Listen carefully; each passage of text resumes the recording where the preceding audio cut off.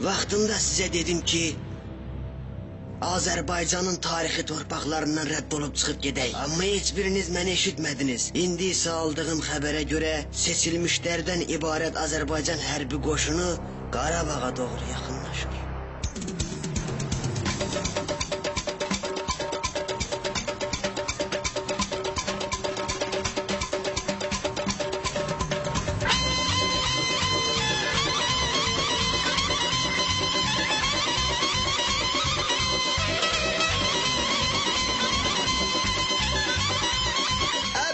Biraz hasta sür. Bir dayan görüm. Hazır ol.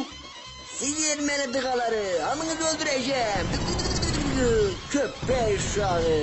Diqqatınıza bələnin, geri dənə Qarabağdan çıxın. Ne güzeldi. Uğraşta Sinan'ınızı. Uyarlar. Əşhədü. Bir fedeyim, taxta var. Bu içine po.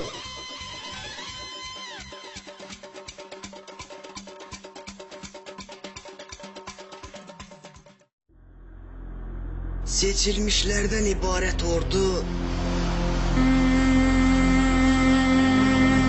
cemi gün yarıma bütün Qarabağ'ı işğaldan azad etti. Ve bununla da Ermənistanın kitabı bağlandı. Başımız sağ olsun.